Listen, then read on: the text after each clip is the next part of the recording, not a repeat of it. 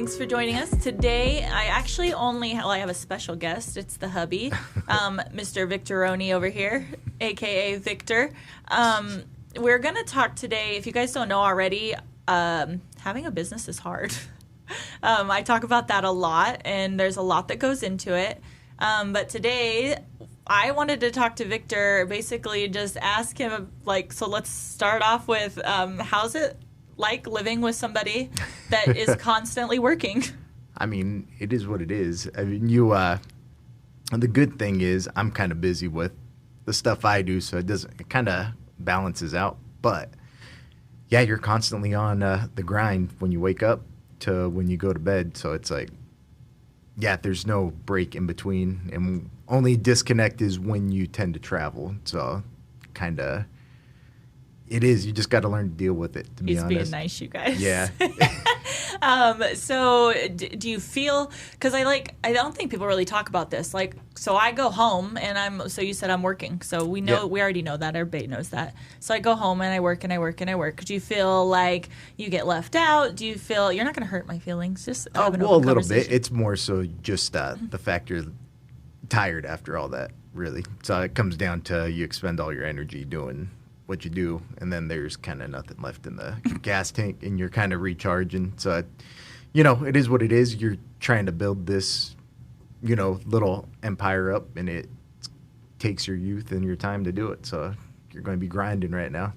And then, when we first got, so I don't even know about when we first got together. So when we finally moved in together, which I don't know how many years ago, how long ago that was, I have no idea. But what was it what you expected? Because I know obviously our conversations, even though as much as you don't want to admit it, you go to date night, right? You talk about work, or I guess I talk about work, or you go to try to escape from it, right? And then you just talk about work. Do you ever get early on, was that oh shit, what am I getting myself into? Or was it you kind of assume that's the way it was going to be? Does it annoy you that you go to dinner and there's never no breaks? Well, we're slightly different ages and kind of different life courses at some point. So your grind, it didn't affect me much because if nobody knows, I have 2 kids. So a lot of my time after work spent kind of running around with them.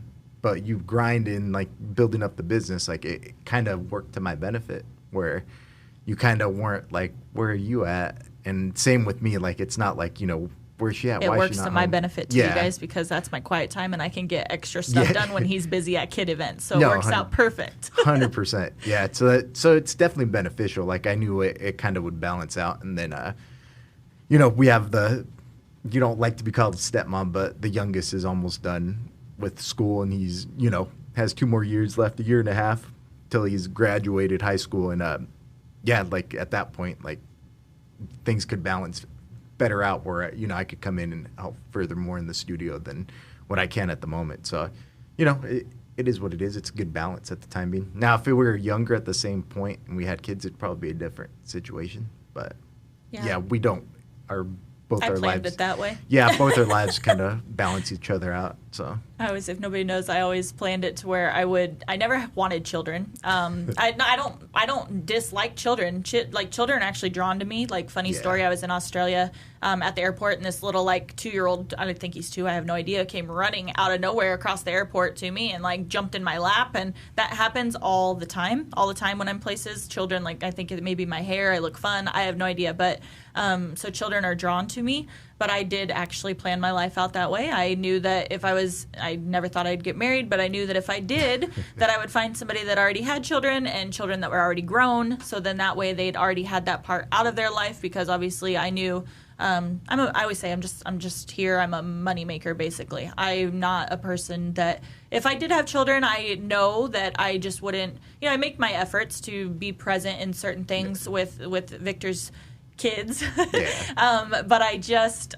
know that that's how I was raised. My mom always, wasn't there. And, God bless, I'm I'm not even spiritual, but bless her little heart. She did her best to be there as much as she could, but I knew that that if you're gonna have children, you need to be there, right? So I knew that was not my place. As far as crazy client stories, because I definitely want to touch on this. I know you hear me complain, or try to vent, come more to neutral with situations. Like I'm not going to say anything specific, but when I come home and I'm like obviously on a rant and I'm going off and I'm telling you I have to contact the lawyer and you don't know, you can't relate and I have to call the lawyer because she's going to do this and blah, blah, blah, blah, blah. It's like in those moments, like I know you try to help, but then I get frustrated because you're trying to help because whether they want to help you guys, it's like they really can't help and you just got to get through it. So any advice on somebody that is going through stuff like that has a partner that really doesn't know how to help? What can they do to help a creative person that's running a business in that mindset? I think it's just listening. Like I'm bad at trying to help in general. I'm just a helpful person. So, I mean, you know that. Overly help. So yeah, for me personally, it was figuring out like more so I need to listen than do anything. Like I really don't have anything to offer other than like slight direction. End of the day, I can't really help much. Like it's out of my wheelhouse, to be honest. Like you have all the tools you need to do it. It's just a matter of letting you vent, feel it out, and sometimes for like a week. Yeah, and then moving on to obviously the direction you already knew you were going down. Like you already knew what you had to do. It's just he says that to me every time. He always like, I already know the solution. Yeah, pretty much. But you already have it handled. Like you've been through it enough at this point too, where we already know what some of these paths lead. There's some new things here and there that pop up, but they're not too many. I mean, at this point, we've already kind of seen all the stuff that you're going to see. I'm sure now it's going to be just bigger issues. Same thing, though. I mean, I also want to, I'm cutting you off. He'll keep talking and talking. If I don't cut him off, I have another thought. I always do this to him at home and he gets mad at me because he'll be talking and then I have thoughts and I have to say my thought because I have such bad ADHD or whatever this is that's going on in my head. One of the AD and it's so bad. So if I don't cut him off, I'll lose my thoughts. So I cut him off and then he gets mad at me. So anyways, my next thought is for years, you know where I'm going with this. I told you not to get into like this permanent makeup world, correct? All right. So let's dive into that. The girls are probably listening this is going down. Go for it. Ask away. I've told you that being a new artist, because with the apprentices and everybody that joins the team, I always say this is not an easy industry to get into. No, you're going to struggle for minimum 3 years. You're just going to. It doesn't matter, like, unless you're getting something handed to you. Like, you got somebody that's retiring that's giving you their clientele. Tanya's probably dying over there. In that case, you're not going to be, like, obviously a starving artist. And, like, personally, I think the starving artist part is what makes you a good artist. So stop trying to take the easy way out of things and fucking fight through it. But anyways, that's a whole nother podcast episode. Let's go back to Victor here and circle back. Circle back around. Come on. So how many arguments have we had about that? About what? Being a new artist? Or? About you being a new artist. So I'm the in-house, if you don't know, SMP artist, technician, whatever you want to call it. I mean, the struggle's real trying to find clients, but again, it's also my wife. Like her level's different than she's just built different. My expectations her expectations are high for everybody on the team, and it's 100% understandable, and it directs the team and the business in the direction it needs to go. If I don't see you putting in at least 60%. And it becomes an issue if you're not putting in the right effort, of course. But again, at the same time, I took on the SMP role because I knew I could be good at it, which I am. I'm talented at it. I like it. I enjoy it. I also know are very good at it. Yeah, and I also know where I'm at with where I wanted to be with in my personal life. So, I had this goal of personally, which probably is partially what upsets you, is the kids are first, on my end. And I have a year and a half left with the youngest, and the focus is on that. Because you say that every time. Yeah. My issue is, and this is not directed just at you, my issue is with society these days, because a lot of people, and I'm not trying to call out and no particular artist, no particular anybody, but 90% of people out there are like, I don't have clients. I'm not making money. And it's like, get off your ass and put in the work. Are you posting on social media? Do people know you're out there? Are you talking to people about the services you offer? Are you putting in the work? Because I guarantee you that the response that most people are saying, I don't want to show my face. There's always some excuse. Look, if you're not on there every single day, you know how much like people are like you're constantly scrolling on social media, right? And how many things do you think you see when you're scrolling on social media? If you're not posting yourself every single day, those people are seeing 50,000 other people that are posting, and you're a lost cause. So you can't post once a week, you can't post once a month and expect people to even know that you're offering a service. And I'm sorry, that is not just directed at you, but just the industry out there in general, because when him and I are at home and I see him and I'll be on, I'll be making an ad, I'll be social content batching, I'll be editing a video, I'll be doing a stupid reel where I'm lip syncing, I'll be doing all these things, and I'm just like, I'm over here doing this. And I know that when most people leave their job, they go home and they shut off. And that is not what if you're going to be in the industry, it takes a lot more than that. You can't just go home and shut off. No, of course. So I'm sitting on the couch and I look over at him and I'm like, what are you doing? Just scrolling? And then he gets mad because he's like, well, this is my time off because he works all day. Well, and I was going to circle to that too. Like, let's not negate the fact that I do have a full-time job during the day, and it's, I'm up at 5, 6 in the morning working 8 to 10-hour days.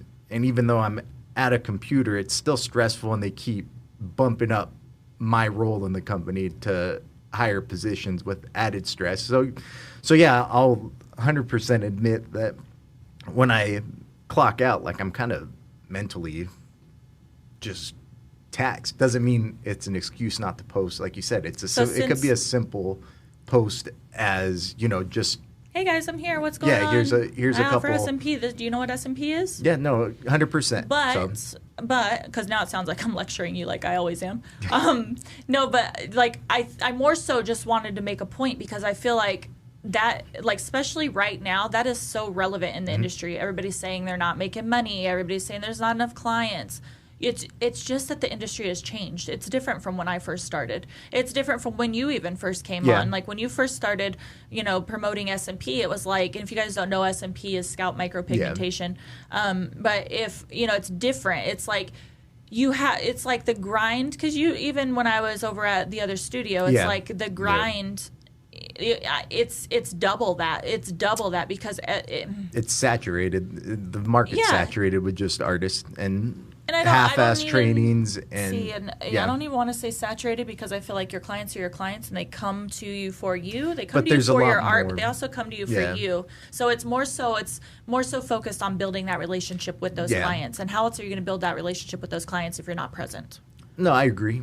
But like you said, though, because of the training, a lot of it's accessible, a lot of online, because there's so much online stuff. Like, you get a certificate online and think you could do it, but it doesn't help not having the hands-on. Like, you could only learn so much through a textbook and, a video online. You have to actually go in for a training, get that experience adjustment from, an actual skilled tech out there or artist. And which Victor did. He invested in a 6-month apprenticeship, which ended up, because it happened actually during COVID. Yeah. So he actually got the better end of the deal. He ended up turning into like a 9 or 10-month apprenticeship, which was cool. So, and they didn't charge him anymore, which was even freaking more awesome.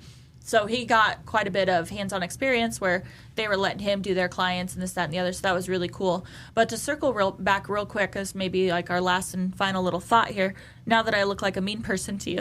No, not at all. People need to hear it. So. No, but like, real talk, do you think, because I'm actually curious about this, do you think that you can, in today's industry, work a full-time job? And I'll give my opinion on this. Do you think you can have a full-time job and build a clientele, basically build your own small business on the side within this industry? Oh, 100%. I don't think it's unattainable for anybody. Okay. It's just getting in that mindset and getting in that groove. Really, it's what are you willing to sacrifice to get there? There it is. Because I feel like it is a sacrifice. I feel like if you're going in, because I think a lot of people unfortunately in the industry think of permanent makeup or S&P or anything like it's a get rich quick thing, which we know that is not the case. It's a grind. 100%. And then I think that they think that they can just do it part-time. Oh, I'm just going to do a set of brows here and there for some extra, and that's how some money. of these trainings are sold. Like even in the S&P market, like they dangle the carrot of, the $3,000, $5,000 scalp, which is out there. But A, you got to know how to get that scalp, where you need it. And then B, it's like, those are like far and in between until you get your clientele rolling.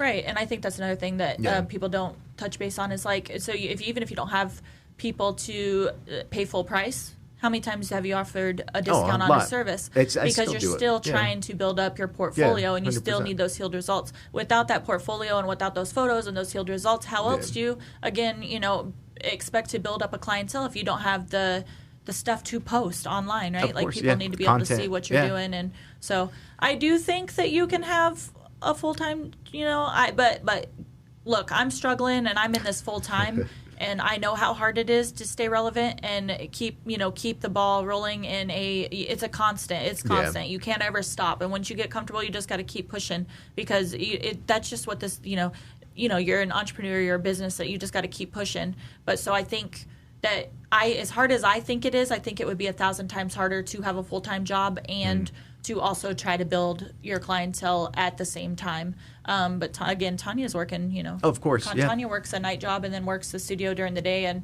is making it work. But I mean, you did the same thing. Yeah. Yeah. And I mean, I guess it's just how much you want it. Yeah, of course. Yeah. It's just, where your mindset's at the time to get where you're trying to get. To finish up, I feel like people are going to think I'm really mean. This is what it's like to live with. This is what it's like to live with her. Yeah. No, it's like it is. He's not lying. It's a constant, nonstop grind, and I apologize that I don't give you all. You already know I'm like all the attention that I probably should. But yeah, so for the people, let's tie it up and let's say like maybe end on what S&P is. What do people book it for if they don't know? So S&P stands for Scalp Micropigmentation. It's essentially just the art of implementing pigment in the scalp. It's one micro prick at a time into the scalp. Thousands of impressions built up on thousands of impressions, making a realistic, kind of like a buzzed hairstyle per se. Let's say if you have no hair, if you do happen to have hair, or thinning hair, it ends up giving you a little more density. But by no means is it a substitute for like a hair transplant. You're not growing hair. It's just giving you an illusion. And it's something in between. It's, sometimes that's all we need to get that little confident boost. And it's both for males and females, For everybody, patients, right? with alopecia, different things that come up, scar camouflage. A lot of times when you get your hair transplants, you got scars left over by the procedure. And oftentimes S&P is one of the best things you could do just to kind of blend and hide those scars that come up through the hair transplant. So, yeah. So long story short, I do think you can do both. No, I agree. Yeah. But you have to put in double the amount of effort, I feel like. So you can definitely have a full-time job and then do the other and build your own clientele. Good fucking luck, because I'm over here struggling just keeping up on the business side of things. But yeah, I think you probably can do both. Just be ready for a constant grind, because then don't forget you also got to fit in family time in there somewhere, even though I don't. Yeah, you got to balance your life a little bit. So. Other than that, thank you guys so much for joining us. Hopefully I wasn't too mean to Victor. I swear I'm nice sometimes. And yeah, talk to you guys later.